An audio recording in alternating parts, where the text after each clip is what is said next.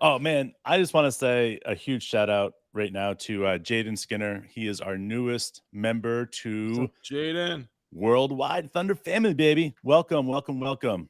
Also, a huge shout out to our boy Jay. We appreciate you for having a nasty, nasty mouth on you. We like you a lot, and we hope you keep listening and telling us all the things that we're doing wrong because Corliss Williamson was the name I was searching for. Obviously, you knew exactly who I was talking about it. So next time, help out, right? Throw a guy a bone. I don't know. Appreciate it, Jay. I love Oh, it, and man. Wayne, you're my boy. I appreciate you for standing up for me. Um, yeah, dude, you're for Good real, times, man. bro. What did you start, bro? What the hell did you start? Well, we're talking about Arkansas, man, and I got stuck on who the coach was for Arkansas. You know what I'm saying? And I'm like, Yeah. I couldn't remember. It was Richardson, right? Coach Richardson. I'm like, couldn't put a finger on his name, so I got stuck on that, and I called his best player on that team, that Arkansas team, Derek Coleman.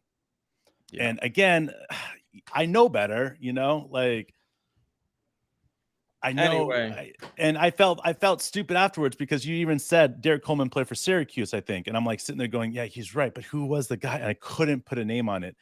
And Jay told me, he's like, man, just look it up online, But here's the thing, Mark, and I want to make sure that everybody understands this.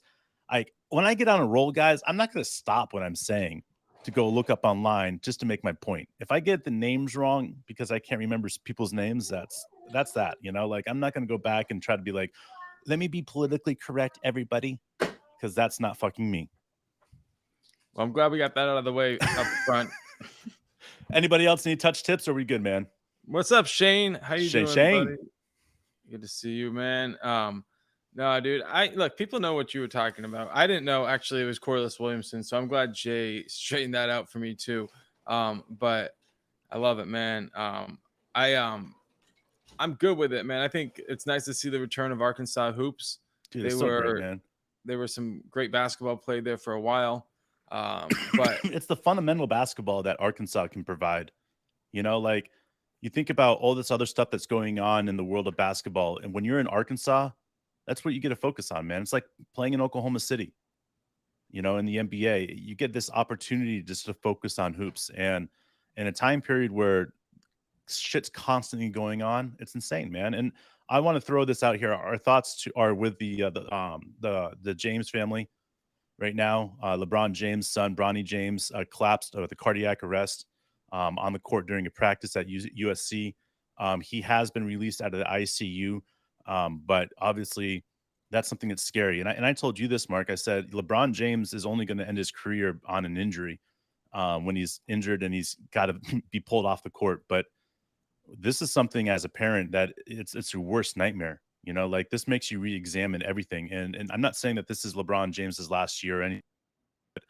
Like if Bronny is unable to play basketball again, there's going to be a moment for LeBron to try to figure out what the fuck is going on, And I feel for the family right now. Like anytime something like this seriously happens, like you just got to take a step back and appreciate those people that can play hoops. And I told Mark this reminds me a lot of the Manning family. Peyton and Eli's oldest brother had a heart condition and he wasn't able to play, finish his college career. I think he had a lot of talent, could have been a very, very good football player for a long time in the league, but obviously never got a chance to because of his heart condition. So, we've seen players that have this before, and our thoughts go out with the James family. I wonder if you got something wrong with that, and somebody's gonna be like, "It wasn't the oldest brother; it was the middle brother." No, it was the oldest brother because he went Okay, to cool. he went to Mississippi. Like, okay, like it was the whole idea. Like when after, um, so the oldest brother went to Mississippi State or whatever it was, Mississippi. I'm sorry if you're a politically correct person on this one right here, Somebody's okay? got you now. And then Peyton Manning, I believed, made a commitment to go there, and then after his brother got injured and couldn't play anymore, he switched over to Tennessee. Okay, And then Eli still went to Mississippi we went to State, Ole Miss. Ole Miss, whatever it is. See, that's what I'm saying, man. Ole Miss, Mississippi, Mississippi State. Come on, Now you got we me. got what? Fuck you, Jay. Fuck you, man. You got me guessing everything now. You're like, where's the Well, search engine? here's the thing. if it comes down to you getting on a roll and just like rolling with it, or having people in your head saying, you know, oh, you don't know what you're talking about, then just get on a roll I'll get and on a roll. ignore that. And then we'll let everybody deal with it all in the chat, dude. What? Stir shit up. All Talk right. about Derek Coleman being from Arkansas. I don't Our care. favorite morning show in Oklahoma City was the ESPN Jack morning show, right? Jack and Ron, dude. Jack and I Ron. mean, well, Jack and Ron, Okay. yeah. But sports show. Okay, Jack and Ron, they did it too. But they had this end like the last like 2 minutes of their show is like they had one of their producers or whatever would go up there and read all the mistakes they made. You know? You mean that was what was it? That was PTI. Well, Pardon they the did it too. But interruption. I'm saying Yeah, like originally when we were listening to like the sports animal back in the day in okay. Oklahoma They had the City, producer call him out that on one of the shit. producers would make a joke about it and like haha, you guys got this name, you were meant to say this player instead of this player. Anyways, like that's what we need because we make a lot of these mistakes. We need to see someone to follow us and like make our mistakes so we don't seem like idiots on here all the time. We need a fact checkers. We need a fact checkers. No doubt, dude. I mean, that's one of the things that's made it really fun to have the chat going on YouTube. And one thing we like to do now is call in anybody who wants to give us a call in, jump on in. We still working out some of the details. Last time we had Unk jump on, and then we forgot to have him completely upload the video. We'll have to teach everybody how to do that just a little bit, So anyway, that's just some of the technical stuff that we're working out. But we're definitely glad to be with everybody this summer. We know we've got a while till FIBA, and we're trying to figure out how we can share this information, like be a part of everybody jumping on. And I just feel like this is what it's all about, is us, finding a way to communicate and share everything with everybody. This has been a really fun experience as the Thunder has gone from, really from a media perspective, the bottom of the league. They never were the worst team or anything in the league, but we got no media attention to now a lot of people are jumping on. And so we're Right. excited about riding that wave with everybody and just seeing exactly how far this goes, because if we can find a way to make these live shows something that happen throughout the year and just are part of it, like Dave shared the link. In the end, that I want to be link, able to do once you this for have that, games. I it'll work for the other game for the future times too. So you see us on, jump on, and we'll get you into the show. I want to be able to have this for like games, like where Mark and I are smokers. I don't think that's something that we've ever hid from our show. If you guys look behind me, I've got my um, representatives behind me. Anyways, I I want to be able to have this so that people can call in, hang out with us, smoke a bowl, have a beer, watch the game for a little while. Like this is something that is going to be a lot of fun because to me, like it's all about having that opportunity to hang out with you guys. From being somebody that is an Oklahoma City Thunder fan and is completely separated from Oklahoma City, like there's no bars, there's no areas to go hang out that we can go watch the games. So this is what that's become for Mark and I. Last year around the All-Star break, we did our first one and we're like, holy shit, this is amazing. So that's why for us doing these live shows is something that's important. And I think we need to continue to do. So as Yeah, time's going on, it will be fun.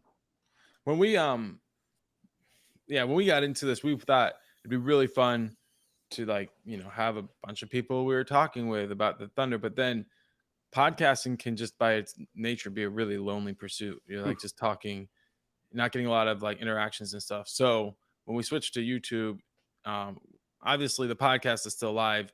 Everybody's in.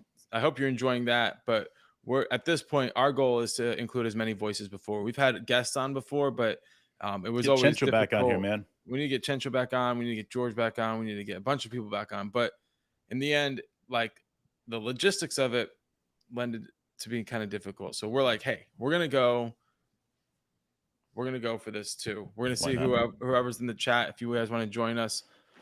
And Shane is about to jump on. It seems like, so I'm pumped, man. I'm pumped Man, to have let's everybody. let's talk a little bit of Thunder, man. Like something that we talked about yesterday That's good, got me Milani. thinking.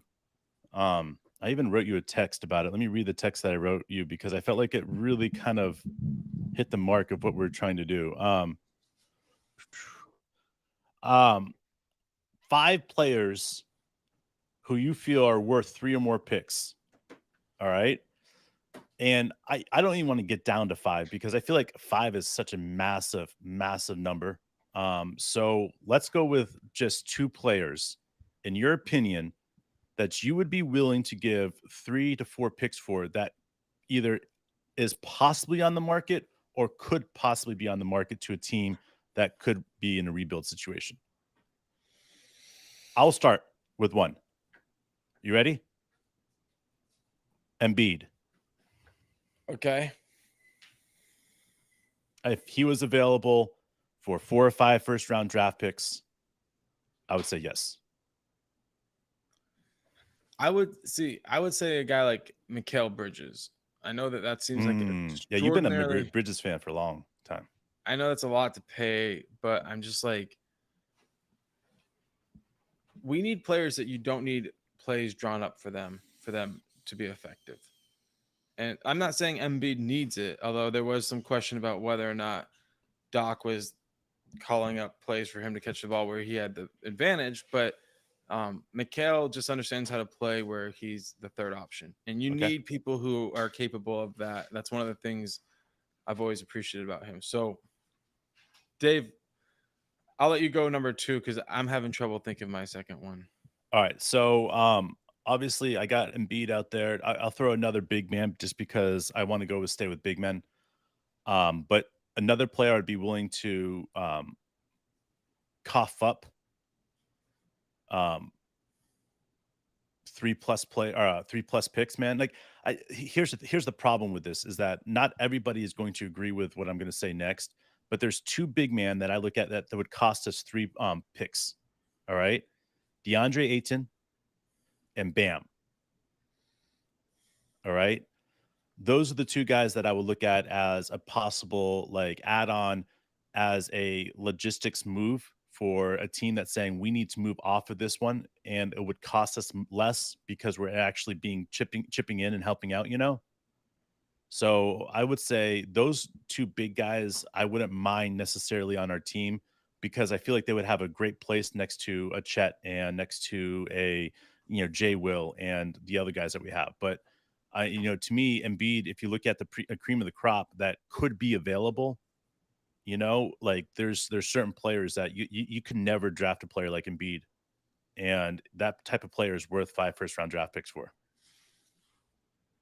Yeah, I And mean, and and the and nice and thing is it's not like an overlapping skill set. Like we're not like he's going to take direct playing time like you from a don't need to certain point. isolate Embiid for him to score. Right. You put him next to Chet, and that would be one of the nastiest lineups ever as big men.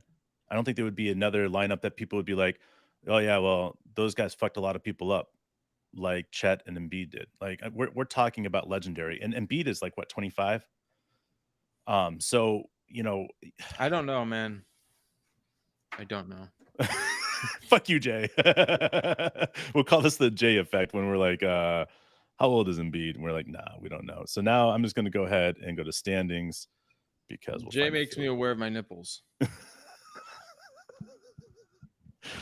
Oh man, Embiid's 29, dude. See, Yeah, he's growing dude. up way too fast, bro. See, at least you use the Google. To Google's, man. All right. What about you? So I named big guys. Are you going All to stick right. with guards? Go with guards. So I would say this is probably gonna not make everybody happy, but I don't know exactly know why. But I'd say probably Tyler Hero. So you want a shooter? You want a pure shooter? Do you I think mean, Tyler Hero is more valuable than Isaiah Joe? oh yeah, for sure. You think so? Yeah. Like, okay, and just the aspect of it, like, I think Isaiah Joe could be a 6th man of the year candidate this year. Do you think Tyler Hero has what it takes to be that? I mean, I think Tyler Hero could average 25 a game. I don't know that he could do it off the bench necessarily, Yeah. but I don't know if he's in the right situation for him. You'd have to really buy into his upside. I think if you unleashed him, if like say Dort spot was open for competition and Tyler beat him out for it, defense improved. I think improved. So if you had like that position available for someone like him to take, he could add a new dynamic to our offense that would be really hard for us to reproduce any other way. I think maybe I overly respect his shooting, Ooh, 9 but 5. I love I that, feel bro. like that'd be. I think that's kind of where I'm at, dude. What you saying? No, he was saying we need dogs, not pups.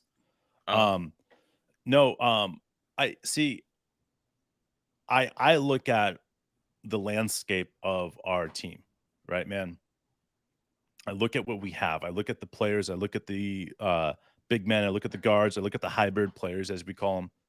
I look at our defensive sets. I look at our offensive sets, right? Um, and out of all the players that I keep going back to, is it's Mikal Bridges is one of those guys that obviously we speak his praises all the time, but really having a guard slash forward that can score, right? That can play that forward position, that can play that guard position, that it doesn't matter defense, offense. Like that's ultimately what we need, you know? Like an all-around good player because any of these specialty players that are out there that could be available, I have a hard time with. I really do. Specialty players really irk me because this is not a specialty team. Like we're not like the Cleveland Cavaliers old school where they have like, this big man for this team and this guard for this team. And then that guard doesn't play for, 60 games because he's only there for 22 games. Like this team is way deeper than that. And that's why I consistently say, like, if we're going to add somebody, adding a big man, right, is what we've done in the past because we've added like a Mike Muscala or, you know what I'm saying? Like Al Harford.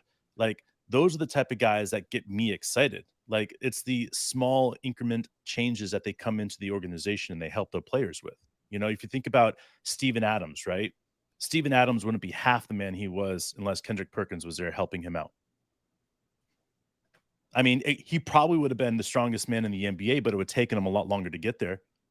And that's my point is that you make incremental changes and bring in a big man or bring in this player or bring in that player, right? Then all of a sudden you look at Poku and you're like, how the fuck did Poku get so good? Or how the hell did Chet get so good at defense like this? It's because that incremental change that you brought in to bring a big man or bring a big body or bring a guard that's like, oh, look at this guard's going to be Tyler Hero. He's going to help these guys how to shoot. We have all these guys that are Kentucky players, and we just want as many Kentucky players as we possibly can have on this team. Cool. You know what I'm saying? Like, that's not a big deal. Like, it's not a weird thing for an organization to go out and say, we're only going to pick up Big 12 players or big or Pac 12 players. So I see what the Thunder are doing, man. And I have to say, is like, no matter what I think is best or what I think the need is, every single time I've said that, the young players come back and play harder, play better. And then it's like, okay, well, that's not necessarily the need that we needed. So then it's back to the drawing board. So when you say people like Mikal Bridges, in my opinion, that's somebody that's universal. That's like the Swiss Army knife. You always need a player like that.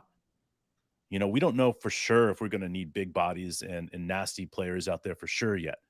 But we do know that we'll always need players like Mikal Bridges and, you know, those type of athletes. yeah, I agree.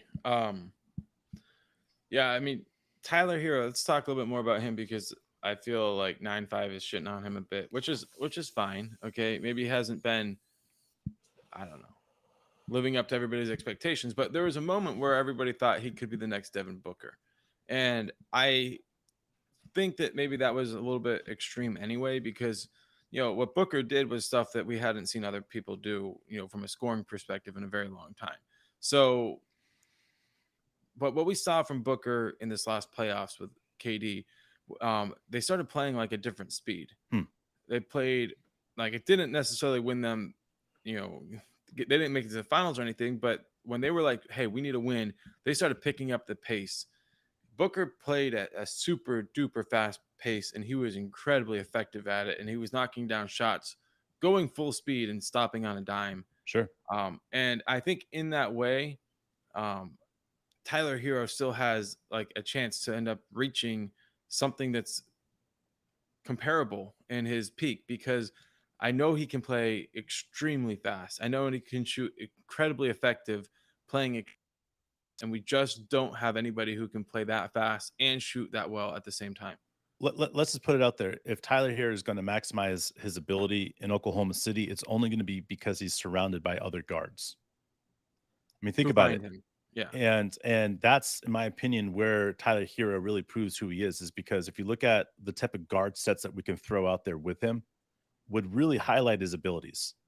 If you think about Shea, Josh Giddey, and J Dub, think about Dort, Josh Giddey, and Shea. I mean, you can throw any combination of three guards out there because you have Chet.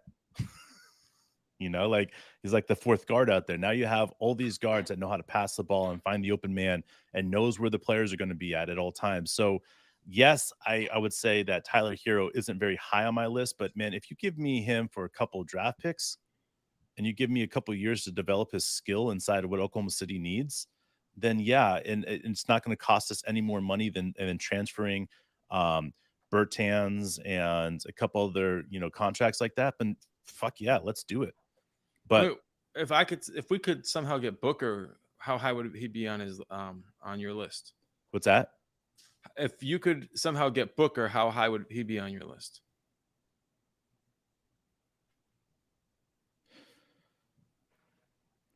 Um, See, I don't think Devin Booker's done developing his game, and I've Right, said that for a long time with him. I know he's getting up there in age still, but I think he has a couple more years until he hits his true peak. So for me, I would be like, hell yeah, I'd love to get Devin Booker on our team. right, Um, just like I would have loved to have Klay Thompson on our team when the Oklahoma City Thunder were winning, and right. I really wish that we had traded James Harden for Klay Thompson, somehow worked that out because that would have been the bomb. But the reality is that there's just certain times that you look at players and you're like, okay, does Tyler Hero have enough of a defensive minded aspect to his game? And that's the one thing that I go back to it with him. Can he be taught how to play our defense properly without being a liability? And those are the things that you have to be able to figure out before you pay a player $140 million. I don't know, but like, what if he had been healthy and then the Heat had gone on to win the finals somehow because Sure. of his shooting? Like, Okay. he seemed like he could have been an X factor into Sure. the finals. I agree. I agree. So then I all of a sudden it's a different narrative, right? Yeah, I mean, that's how inevitably how it's going to be with these type of players. Like, that's why I would say I'd be willing to give a couple draft picks for him. And the reason is because if we gave a couple draft picks for Tyler Hero, let's just take a step back and realize if we go out and we do something special with him, right? And he becomes like the second leading scorer on our team, his defense improves, and all of a sudden his contract is now incredibly valuable, right? To me, I will say this 100 times. I'm always for a bargain deal to improve a player's abilities, to show him what he can do, and then trading him before he costs us a max contract. Like that to me is brilliant. So if you're saying that we have to take Tyler Hero for 2 years, we continue to develop him, and then we trade him away for 4 draft picks that are in 2033 and so on and so forth, like I can't be upset with that. I don't think I could be upset with that. I think I would sit there and be like, you know what, this is a good deal. Like we paid 2 draft picks for him. We paid him $60 million, or 40 or 40 whatever it would be $1 million, and then we traded him. Cool. Like why was that a big deal? Because we would have paid Bertans like what, almost $40 million. So in the aspect of it, in the grand scheme of things, like we're talking about spending $40 million in 2 draft picks for a player like Hero. Like, yeah, man, let's see what we can do with him. Let's see if we can turn him around. Let's see if we can give him life. But I mean, there's so many players like that in the NBA that we could literally be like, they're borderline, starters, borderline all-stars that we could give 2 draft picks for them right now. And they'd be incredible on our team. And they're in that 140, $160 million range. But most people seem to think the right move right now is to wait until we find out what we need for sure. I think we kind of saw a lot what we need. I know that there's going to be a difference with Chet on the court, but like generally speaking, Hmm. like I can't imagine a guy like Mikal Bridges interfering with Chet's development. You know what I No. mean? Well, that's the thing, though, is that any of those type of players that can play those hybrid positions won't mess with Chet's time. The only person that's going to mess with Chet's time is if we bring a big body in. And most of that time will be just because we're trying to limit Chet. Listen, I want this to be known. Like, I don't think that rookies that that their bodies aren't ready for the league should play more than 50 minutes or 50 minutes, play more than 50 games. Period. I'm sorry. Like, I look at Josh Giddey, who I thought was ready for the league. His physicality was ready for the league. He didn't get above 55 games his rookie year. You Well, know, it's because the J Dub first did. signs of a problem, they shut him down. They didn't Yeah. wait until, you J know. Dub got 75 games, but I want to say the first, like, what, 20 something games, it was limited minutes. Like, you know what I'm saying? Like, he earned his starting position, but it wasn't balls to the wall in the start of the season for J Dub. He was brought into it. That's how should any rookie should come into the league is take your time to play goal 50 games, and that's why I look at Chet. My goal for Chet is to play 50 games. If he's able to play more than 50 games, hell yeah. If he doesn't make it past 50 games because he's starting to get worn down, then I hope they pull the plug on him, like I know they will. Like, I hope they do the same thing with Victor. I hope they do the same thing with any of these other young players that are coming in. Usman Jang. Like, I just the other going through injury list with France. Usman Jang hurt his back. Is not going to be practicing with France right now. Like, these are the things that Really? happen, man. Like, it's inevitable. You heard about Bronny James with the not heart attack, Cardiac arrest, cardiac arrest, man. which, as far as Bronny I know, is a James, heart attack. cardiac arrest. He's out of the ICU right now. But my point is that these things happen, guys. Like, injuries, freak injuries happen all the time. So, like, for me, I want to see players, especially rookies, as they're working on their body, play 50 games, man. See what you can do in 50 games. Like, if you're under 20 years old still, I hope you get another 50 games next season. I hate to see What's up, young Logan? players get hurt. So, what's up, Lovin? Yeah, I hate seeing him get hurt. I think one of the things we heard about J Dub last year was that as the season went on, um, he got better, Yeah. and it was like he gained momentum. And Coach Dagnall was like, "That's not normal." But I think one of the reasons he was capable of doing that was, The like you said, they ease. had him on a plan early, and that gave him an Slow. opportunity to grow into that role. So, and he already had an NBA ready body. So the guys that don't, it's so important you stick to that plan. It's, a lot of people say, at what point do you pull the plug on development, right? And you go for competitive playing. And this is why it's so important that you never give up on development, is because, it's inevitable that you're going to have players get injured. If you're able to fill those players in with the next player up mentality, it makes things a lot easier.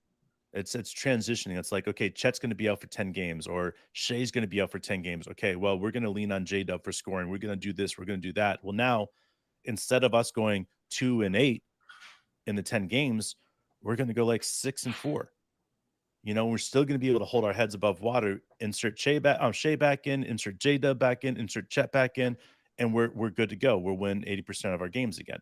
And I think that's just the reality of what this team is capable of doing. That we're all sitting here saying, is this really what this team can do? And I think when people sit here and say, like, I hope the Thunder go for it this year and trade, Lovan, it's the gamble.